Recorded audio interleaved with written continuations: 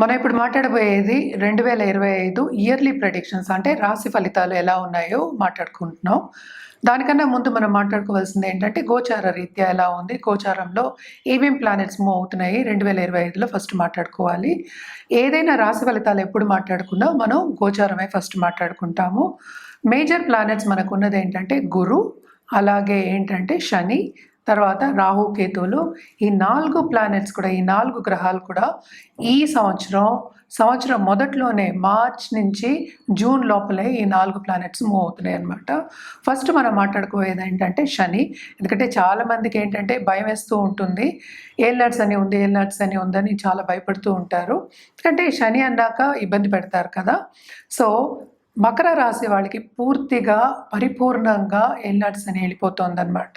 అది ఎప్పుడవుతోంది, ఎందుకంటే శని గోచారమేమో March 29th 2025కి అవుతోంది. ఎక్కడికి వెళ్తోంది? మీనానికి వెళ్తోంది.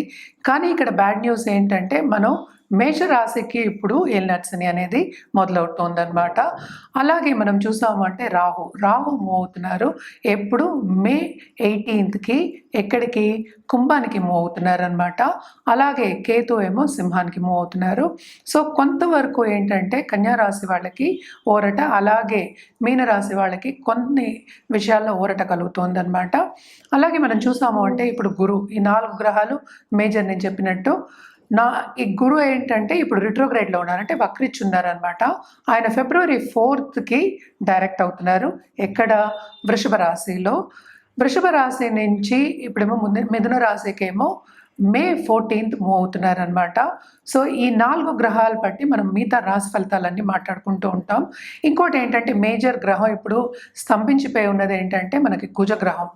సో కుజుడు ఏంటంటే నీచపడాడు, అలాగే ఏంటంటే మిథునానికి వెళ్ళడం, రిట్రోగ్రేడ్లో ఉండడం చాలా కొంచెం ఇబ్బందులు పెడుతున్నారనమాట. సో ప్రస్తుతం ఏంటంటే జూన్ 7th ఆయన సింహానికి వస్తున్నారు. సో ఇవి మేజర్ ఈవెంట్స్ అనమాట గోచారం ఇన్ 2025, ఎస్పెషలీ స్టార్టింగ్ ఆఫ్ 2025.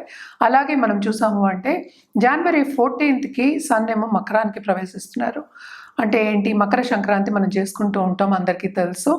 అలాగే ఏంటంటే మెర్కురీ ప్రస్తుతం ఏంటంటే బుధుడేమో మనకేమో ధనుస్సు, తర్వాత ఏమో మళ్ళీ ఏమో మకరం, ఇలా జరుగుతూ ఉంటుంది. ఎందుకంటే ఇవన్నీ చిన్న గ్రహాలని కాదు, ఈ గ్రహాలన్నీ ఏంటంటే 30 రోజులకి 45 రోజులకి మారుతూ ఉంటారు. సో అంతవరకు మనము మరీ ఎక్కువ తీసుకోలేము, ఎందుకంటే మనం మాట్లాడుకునేది సంవత్సర ఫలితాలు. సో ఇది ఈ బేసిస్ మీద మనం ఏంటంటే ఇప్పుడు రాశి ఫలితాలు, ఇప్పుడు మనం మాట్లాడుకోబోయేది మిథున రాశి వాళ్ళ గురించి. అంటే మిథున రాశి 2025 అంటే ఇయర్లీ ఫలితాలు ఎలా ఉన్నాయి, రాశి ఫలితాలు ఎలా ఉన్నాయి చూద్దాం. ఈ సంవత్సరం అంతా మిథున రాశి వాళ్ళకి బాగుంటుందనే చెప్పాలి, especially second half of this year.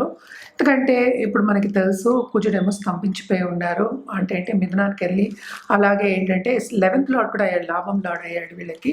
So అలాగే రెండో హౌస్ అంటే ఏంటి, కర్కాటకంలో నీచపడి ఉన్నారు. ఎంత నీచపడినప్పటికీను వీళ్ళు అనుకున్నది ఏంటంటే ఫైనాన్షియల్ గోల్స్ అనేవి సాధించలేరు అనమాట. ఏదైనా మనం ఎప్పుడైనా చెప్పేది ఏంటంటే వ్యక్తిగత జాతకం మీద ఆధారపడి ఉంటుంది. సో వ్యక్తిగత జాతకం మీద ఆధారపడింది కనుక జనరల్గా మనం మాట్లాడుకుంటున్నాం. సో మిథున రాశి వాళ్ళకి ఈ సంవత్సరం అంతా మిశ్రమ ఫలితాలు ఘోషిస్తున్నాయని చెప్పాలి. దేంట్లో అంటే తప్పక వీళ్ళకి ఏంటంటే కెరియర్ పాత్లో ఆపర్చునిటీస్ వచ్చినా కూడా శ్రమ అనేది అధికం, బాధ్యతలు అనేవి అధికం ఉంటాయి.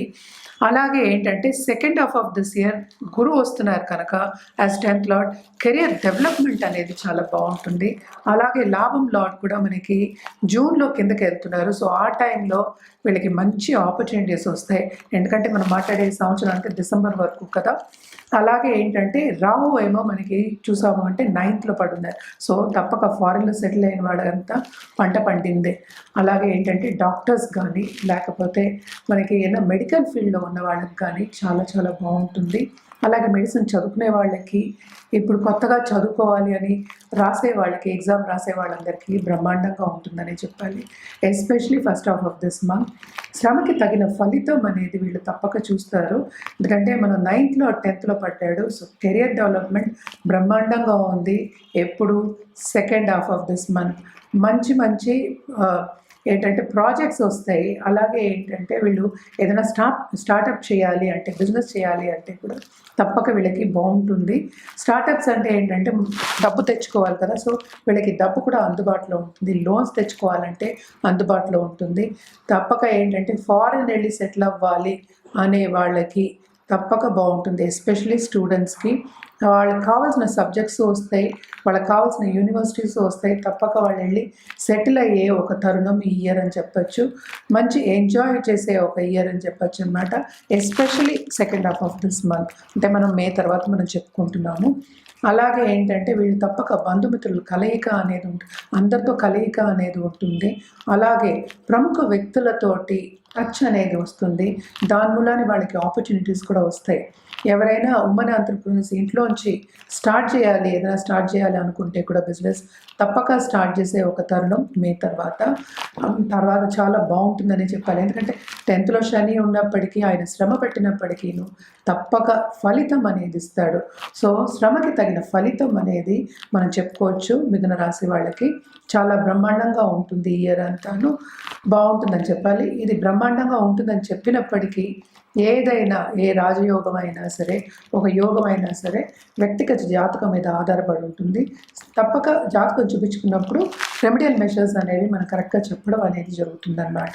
సో మిథున రాశి వాళ్ళకి ఎస్పెషలీ దాంపత్య జీవితం కూడా కొంతవరకు అనుకూల పరిస్థితి నెలకొంటుంది.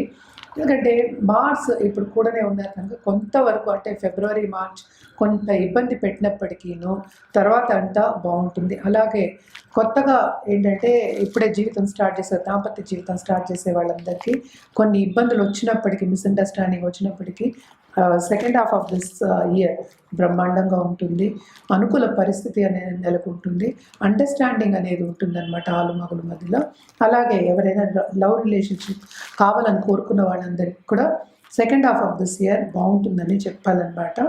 అలాగే మనం చూసాము అంటే హెల్త్ విషయం చూసాము అంటే బాగానే ఉంటుంది. లాస్ట్ ఇయర్ కన్నా ఈ ఇయర్ చాలా బెటర్ అని చెప్పుకోవాలి. అలాగే ఎవరైనా కొంత ఇబ్బంది పడుతున్నప్పుడు హెల్త్ విషయంలో కానీ, డిసార్డర్స్ ఉండి ఇబ్బంది పడుతున్న వాళ్ళందరికీ కొంత ఊరట అనేది కలుగుతుంది. అలాగే స్టాక్ మార్కెట్లో ఉన్న వాళ్ళకి, ఫైనాన్షియల్ మార్కెట్లో ఉన్న వాళ్ళకి తప్పక second half of this year చాలా బాగుంటుంది, బ్రహ్మాండంగా ఉంటుంది. ఫైనాన్షియల్ స్టెబిలిటీ అనేది బాగుంటుంది. స్టేటస్ కూడా ఇంప్రూవ్ అవుతుంది అనమాట. గురువు వచ్చిన తర్వాత 10th లార్డ్ కనుక తప్పక బ్రహ్మాండంగా ఉంటుందనే చెప్పాలి. అలాగే 9th రాహు కనుక ఎవరైనా ఆన్లైన్ బిజినెస్ చేసేవాళ్ళు కానీ, లేకపోతే ఆన్లైన్ కన్సల్టెన్సీ చేసేవాళ్ళు కానీ, ట్రైనింగ్లో ఉన్న వాళ్ళకి కానీ చాలా బాగుంటుంది. ఎస్పెషల్లీ కమ్యూనికేషన్ దశలో ఉన్న వాళ్ళందరికీ చాలా బాగుంటుందని చెప్పాలన్నమాట. మనం పరిహారాల విషయానికి వచ్చేప్పటికీ తప్పక వీళ్ళు విష్ణు సహస్రనామం నిత్యం పారాయణం చేయడం చాలా చాలా మంచిది. అలాగే గణపతికి వెడ్నెస్డే పూజ చేయడం మంచిది. గరిక పెట్టుకోవడం ఇంకా మంచిదన్నమాట.